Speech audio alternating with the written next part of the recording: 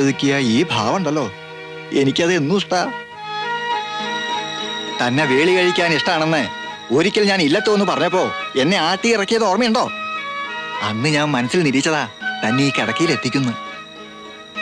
തന്റെ അച്ഛൻ തിരുമേനി ചോദിച്ചപ്പോഴൊക്കെ പണം വാരി വാരി കടം കൊടുത്തതും ഇതൊക്കെ മനസ്സിൽ കണ്ടുകൊണ്ട് തന്നെയാ.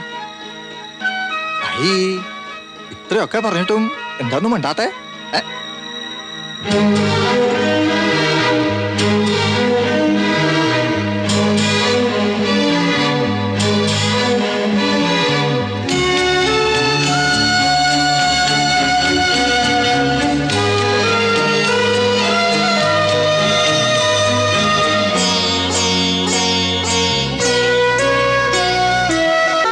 കഴിഞ്ഞ കൊല്ലായിട്ട് താൻ ഓരോ മരുന്ന് എന്റെ നേരെ പരീക്ഷിക്കല്ലേ?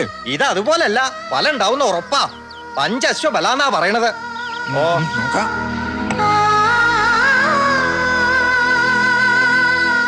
മനസ്സിലായില്ലേ അപ്പുകുട്ടൻ? നമ്മുടെ ഇപ്പഴത്തെ ഭാര്യയുടെ ആദ്യത്തെ കെട്ടില്ലേ? അപ്പൊ ഇതും തന്റെ പുത്രൻ തന്നെ. താൻ പോയി കാര്യം തായിടോ. അത് കിട്ടിയില്ല. ചപ്പൻ! പിന്നെ താൻ ക്ഷൗരം ചെയ്യാതെ പോയി കടന്നു പോയിന്റെ മുന്ന്.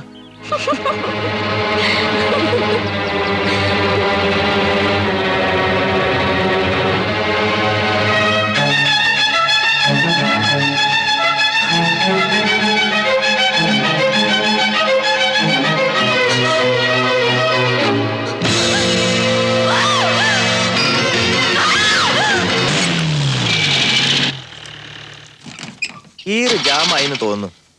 പടച്ചോനെ, ഇന്ന് നമ്മളെ പൂരക്കച്ചവടം ജാമായത് തന്നെ. അല്ല, നമ്മൾ ഇതിനകത്തിരുന്ന് ഇങ്ങനെ ശ്വാസം മുട്ടുന്ന എന്തിനാ? പുറത്താവുമ്പോ നല്ല മലങ്കാറ്റുണ്ട്. ശരിയാണ്.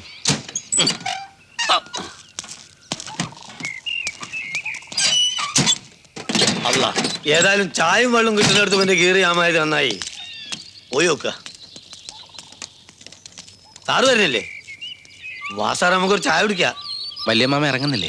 ജീപ്പ് ശരിയാവും, കുറച്ച് നേരം പിടിക്കും. ഓരോ ചായ കുടിച്ചിട്ട് വരാം. വേണ്ട, അപ്പുകുട്ടനാര് കുടിച്ചോളൂ. തമ്പുരാട്ടിക്ക് ചായ വേണം? ഞാൻ വാങ്ങിക്കൊണ്ടുവരാം.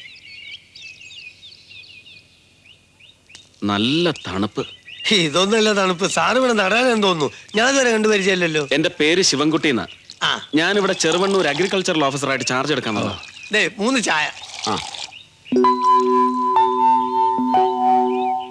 അല്ല നാരുട്ടെ, ആ ജീപ്പിലിരിക്കുന്ന ചേപ്പാട്ടൂരെ തിരുമേനിയല്ലേ? അതെ. തിരുമേനി നാരുട്ടായിട്ട് എന്താ ബന്ധം?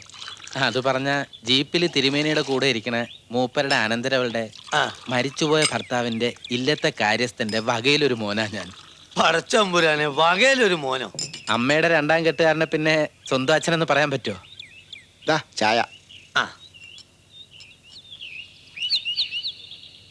ആ കുട്ടിയുടെ കെട്ടിയോ മരിച്ചു ഏതാണല്ലേ? വെറുതെ അല്ല ആ കുട്ടി ഇങ്ങനെ ജീപ്പിൽ ബേജാറായിട്ട് ഇരിക്കണേ. അതെന്തായിരുന്നു ദീനം? വിവരമില്ലായ്മ. പേരക്കുട്ടിയാകാൻ പ്രായമുള്ള കുട്ടിയെ വിവാഹം കഴിച്ചാൽ അതെത്ര ജന്മിയാണെങ്കിലും അതിന് വിവരമില്ലായ്മ എന്നല്ലേ പറയാൻ പറ്റൂ. ഞാൻ അതല്ല ചോദിക്കുന്നത്. ഇങ്ങനത്തെ ഒരു കിളവിന് കെട്ടിച്ചു കൊടുത്ത വീട്ടുകാർക്കും വിവരമില്ലേ? കുട്ടിയുടെ അച്ഛൻ മരിച്ചു കഴിഞ്ഞ് തിരുമേനിയുടെ നിന്ന് കടം വാങ്ങിയ പണത്തിന്റെ പലിശയും പലിശയുടെ പലിശയും കൂടെ കൂട്ടിയപ്പോൾ ഇല്ലം തീരെഴുതി കൊടുത്താലും കടം തീരാത്ത അവസ്ഥ വന്നു. അപ്പൊ ജന്മി തിരുമേനി ഒരു വിധി അങ്ങോട്ട് വിസ്തരിച്ചു. ഒന്നുകിൽ ഈ കുട്ടിയെ മംഗലം കഴിച്ചു തരിക, അല്ലെങ്കിൽ ഇല്ലം തീരെഴുതി തരിക. 2 അനിയത്തി കുട്ടികളെയും വല്യമ്മാമയും പെരുവഴിയിൽ ഇറക്കാതിരിക്കാൻ വേണ്ടി ആ തിരുമേനിയുടെ ഭാര്യയാകാൻ ഇവരങ്ങ് തീരുമാനിച്ചു. ഒരു ത്യാഗം.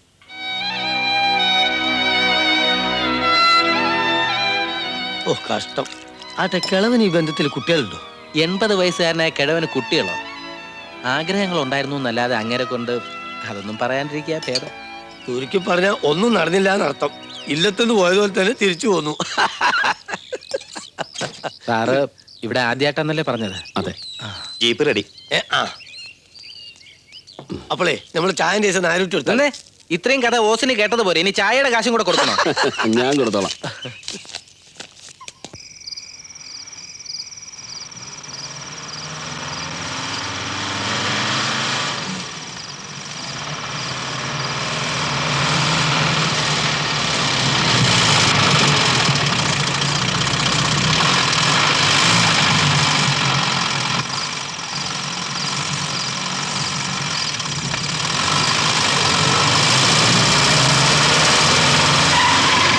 ചെറുവണ്ണൂർ എത്തി.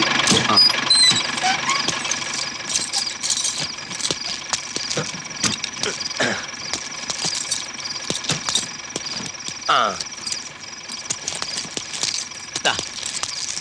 സാറിന്റെ ബാഗ്. വരട്ടെ സാർ. ആ ചായക്കട ചോദിച്ചാൽ മതി ഓഫീസ് എവിടെയെന്ന് പറഞ്ഞു തരും. സാറേ പൂരക്കച്ചവടം കഴിഞ്ഞാൽ തിരിച്ചു വരുമ്പോ കാണാം കേട്ടോ. ശരി.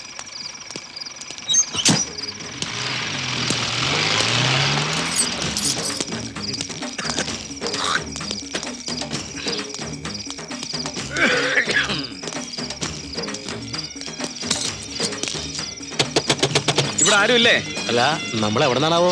കുറച്ച് തെക്കുന്ന ഓ ഇവിടുത്തെ അഗ്രികൾച്ചറൽ ഓഫീസിൽ മാറി വന്ന ഓഫീസറാ. ശങ്കരേട്ടാ, ശങ്കരേട്ട്, വാ സാറേ. ശങ്കരേട്ടാ, ദേ ഇവിടെ പുതുതായിട്ട് വന്ന കൃഷി ഓഫീസറാ. നമസ്കാരം. നമസ്കാരം. എവിടെയാ ഓഫീസ്? ഇവിടെ തൊട്ടടുത്താ. ടോമി ഒന്ന് എഴുന്നേറ്റടാ. എഴുന്നേക്കാൻ ഞാൻ ഇവനെ കൂട്ടി വിടാം. സാറ് വല്ലതും കഴിച്ചാണോ? ഇല്ല. എന്നാ ഇത് കഴിച്ച. ഒന്ന് ചുമ്മാ ഇട്ടോ. വാ സാർ ഇങ്ങോട്ട് ഇരുന്നാട്ടെ. ഒരു പൊടി അനച്ചെടുത്തേ. ആ പൂരം മുറിയെന്ന് തോന്നണു. ഇവിടുത്തെ ആദിവാസി കോവിലെ പൂരാ.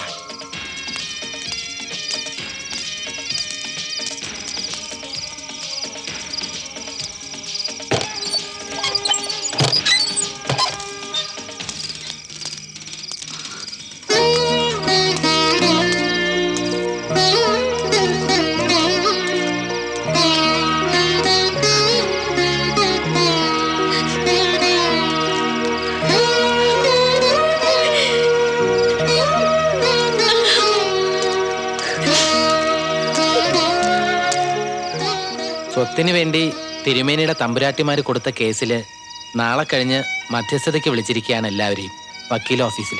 എന്താച്ചാലും ഇവിടെ നിന്ന് ആരും പോണില്ല.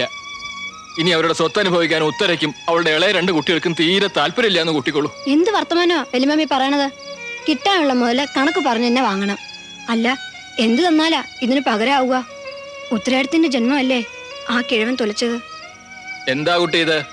ഭരിച്ചവരെ പറ്റി ദുഷിച്ചു പറയാ?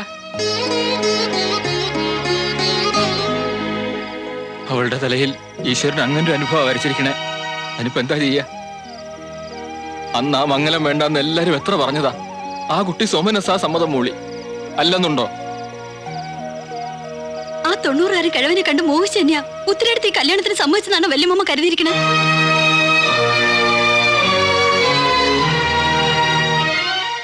ഇല്ലം വിറ്റ് നമുക്ക് 4 ആൾക്കും അന്നേ പെരുവഴിയിലോട്ട് ഇറങ്ങായിരുന്നില്ലേ?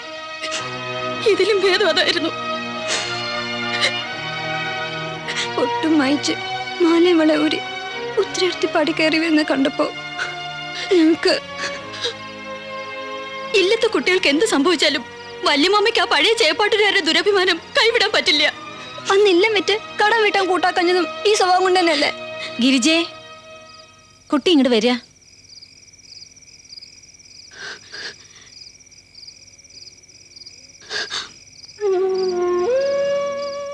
എന്താ വല്യമാമ ഇത്? ഞങ്ങൾ വല്യമാമയെ വിഷമിപ്പിക്കാൻ വേണ്ടി പറഞ്ഞതല്ല. ഞങ്ങൾക്കിതൊക്കെ പറയാനും വഴക്കൂടാനും വല്യമാമയല്ലേ ഉള്ളൂ. അതുകൊണ്ടാ.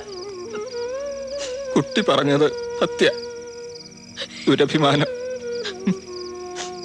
കുട്ടി എന്തുമാതിരി വർത്താനായി പറയണത്? പുറമേക്കാരൻ ഒരാള് തളത്തിലുണ്ടെന്നുള്ള കാര്യം പോലും ഓർക്കാണ്ട്. തളത്തിയിരിക്കുന്ന പുറമേക്കാരന് അറിയാവുന്ന കാര്യമല്ലേ ഇതൊക്കെ? ഞാനൊന്നും കരുതി കുട്ടി പറഞ്ഞല്ല എടുത്തി. എടുത്തിന്റെ മട്ടും പോകാൻ കണ്ടപ്പോ ഞങ്ങക്ക് സഹിക്കണില്ല. എനിക്ക് എന്ത് പെണഞ്ഞു എന്നാ കുട്ടി പറയണത്? എനിക്ക് നിങ്ങള് അനിയത്തി കുട്ടികളുടെ കൂടെ ഇവിടെ കഴിയണേലും സന്തോഷം വേറെ എവിടെയെങ്കിലും കിട്ടും. കുട്ടി കരയാണ്ട് ഊണെടുത്ത് വെക്കാൻ നോക്ക്.